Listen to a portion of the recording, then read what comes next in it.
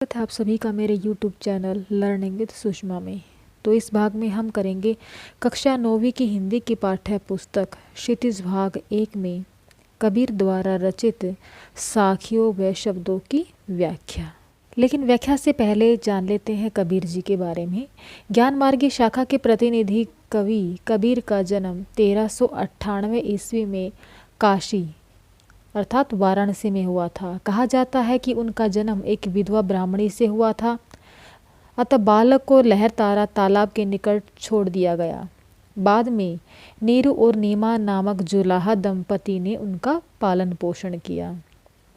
इनकी मृत्यु 1518 ईस्वी के आसपास हुई बताई जाती है। भक्तिकालीन निर्गुण संत परंपरा के प्रमुख कवि कबीर की रचनाएं मुख्यतः कबीर ग्रंथावली में संग्रहित है, किंतु कबीर पंथ में उनकी रचनाओं का संग्रह बीजक ही सबसे अधिक प्रामाणिक माना जाता है। कुछ रचनाएं गुरु ग्रंथ साहिब में भी संकलित है, जो कि सिखों का पवित्र ग्रंथ है। कबीर अत्यंत उदार, निर्भय तथा सद्गृहस्थ संत थे। राम और रहीम की एकता में विश्वास रखने वाले कबीर ने ईश्वर के नाम पर चलने वाले हर तरह के पाखंड, भेदभाव और कर्मकांड का खंडन किया। उन्होंने अपने काव्य में धार्मिक और सामाजिक भेदभाव से मुक्त मनुष्य की कल्पना की। ईश्वर प्रेम, ज्ञान तथा वैराग्य, गुरु भक्ति, सत्संग और साधु महिमा के साथ साथ आत्मबोध और जगत बोध की अभिव्यक्ति भी उनके काव्य में हुई है। कबीर की भाषा की सहजता ही उनकी काव्य की शक्ति मानी जा सकती है। जन भाषा के निकट होने के कारण उनके काव्य में दार्शनिक जो चिंतन है उसको सरल तरीके से व्यक्त किया गया है, जिसमें गहराई से लेकर दार्शनिक चिंतन की सहज अभिव्यक्ति देखी जा सकती है। इस भाग में हम कबीर की साखियाँ करेंगे। तो कबीर की साखियों में आत्मा परमात्मा का रहस्य, ज्ञान का महत्व, निष्पक्ष होकर प्रभु भक्ति करना, हिंदू मुस्लिम एकता तथा अच्छे व्यक्ति की पहचान, इन विषयों को जो है साखियों में उठाया गया है। तो शुरू करते हैं पहली साखी।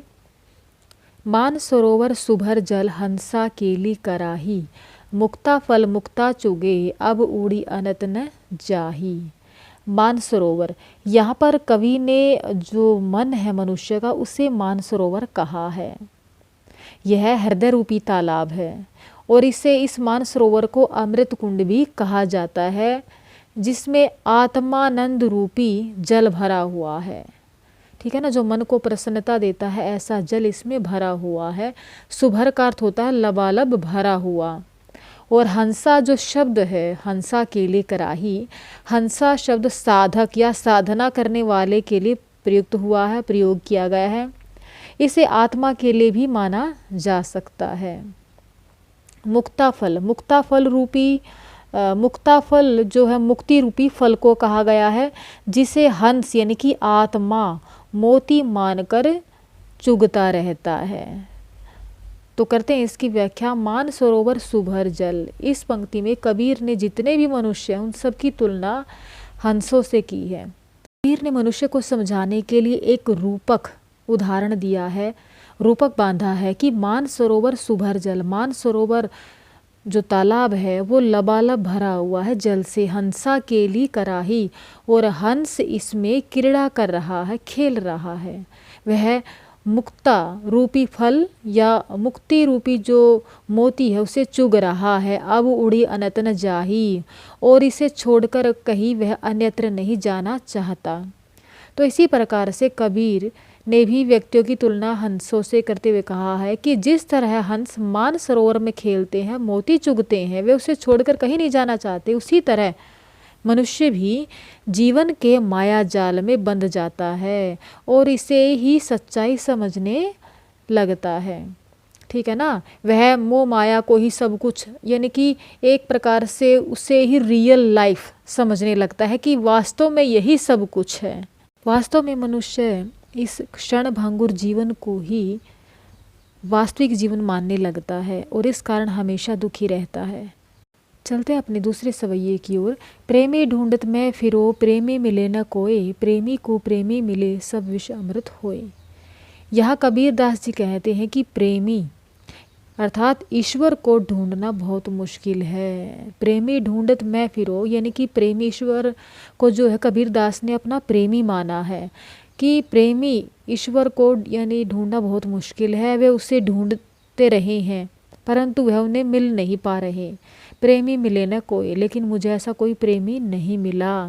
प्रेमी को प्रेमी मिले, प्रेमी रूपी ईश्वर मिल जाने से सब विष अमृत होए।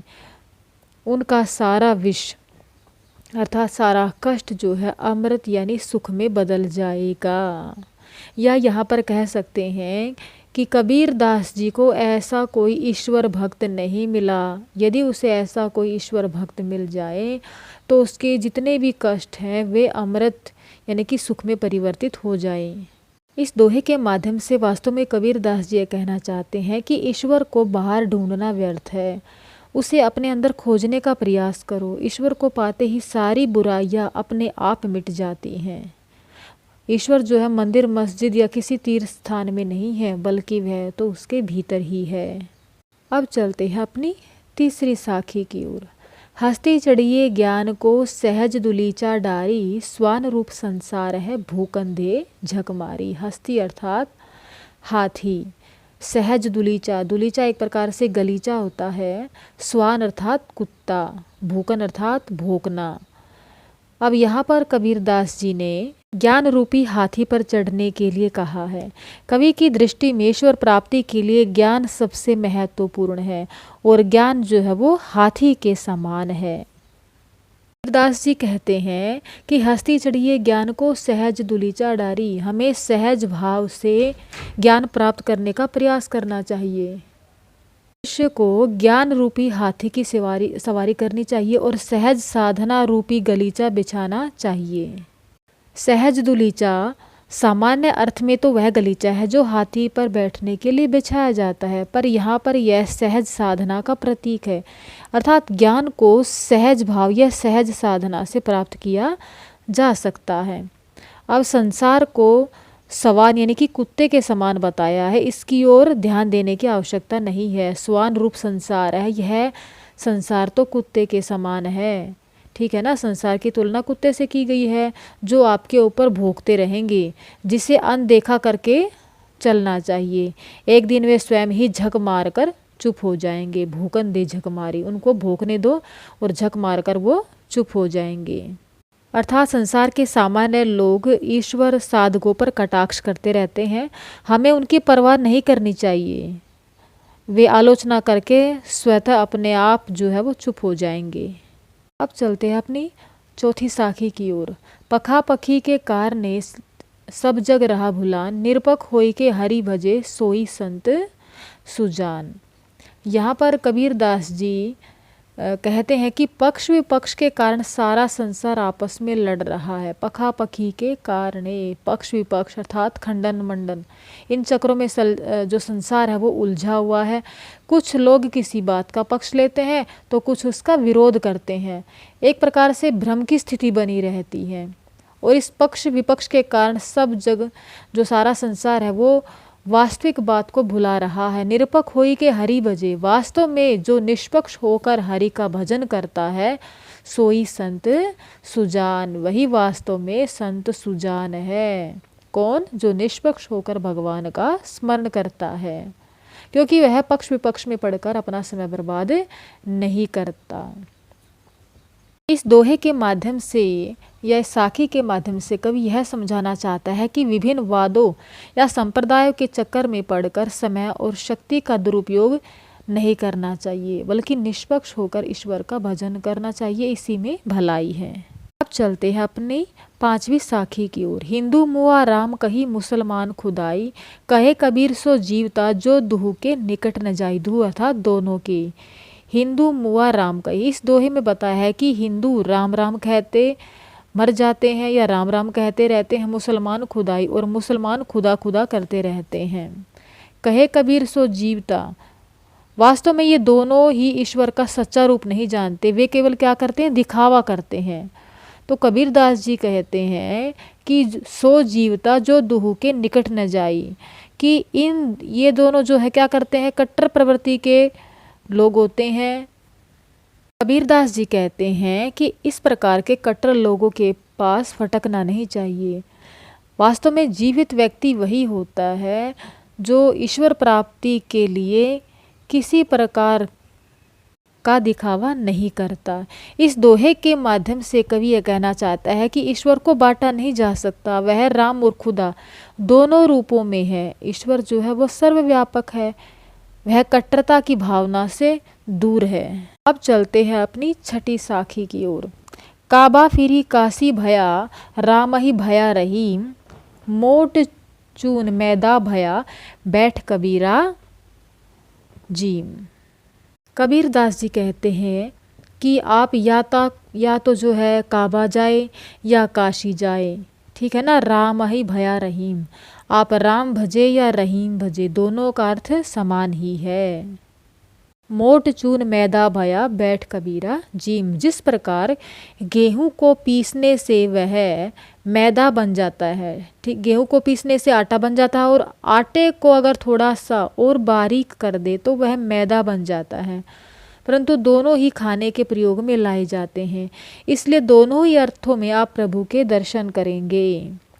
दोहे की जो प्रथम पंक्ति है, इसका भाव यह है कि जब मन में सांप्रदायिक एकता की भावना होती है तब काबा काशी बन जाता है और राम रहीम हो जाता है। वास्तव में ये सभी एक है, इनमें मूलभूत कोई अंतर नहीं है। कबीर ने बताया कि धर्म के आधार पर भेदभाव करना बेईमानी है। सभी धर्म एक ही ईश्वर तक ले जाते हैं, इनमें कोई अंतर नहीं है। अब चलते हैं अपनी सातवीं साखी की ओर। ऊंचे कुल का जन्मिया जे करनी ऊंच न होई, सुबरन कलश सुधा भरा, साधु निंदा सोई। ऊंचे कुल का जन्मिया, इससे तात्पर्य है किसी बड़े खानदान में जन्म लेना। ऐसा खानदान धनी व प्रतिष्ठित हो सकता है। तो ऊंचे कुल में जन्म लेने वाला जे करनी ऊंच न होई, करनी से अर्थ है काम। तो व्यक्ति को ऊंचा उठाने के लिए, बनने के लिए बड़े काम करने चाहिए, अन्यथा खानदान बड़ा होने के बलबूते पर वह बड़ा नहीं बन सकता।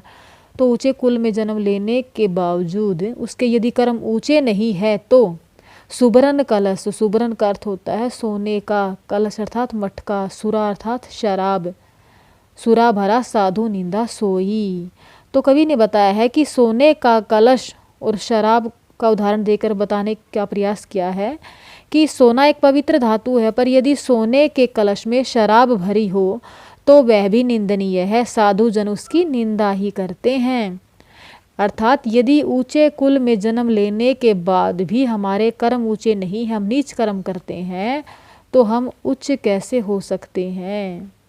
कवि इस बात पर बल देता है कि बड़ा बनने के लिए अच्छे काम, यानी कि ऊंचा बनने के लिए अच्छे काम करने पड़ते हैं। सिर्फ मात्र अच्छे कुल में जन्म लेने से कोई व्यक्ति बड़ा नहीं बन जाता। किसी व्यक्ति के कर्म अधिक मायने रखते हैं। अगर वह व्यक्ति बुरे कार्य करता है तो उसका कुल अनदेखा कर दिया जाता है। ठीक उसी प्रकार जिस तरह सोने के कलश में रखी हुई शराब ही कहलाती है। उम्मीद है कबीर की यह साखी आपको समझ में आई होंगी। मिलते हैं अगली कक्षा में किसी और टॉपिक के साथ। Till then take care.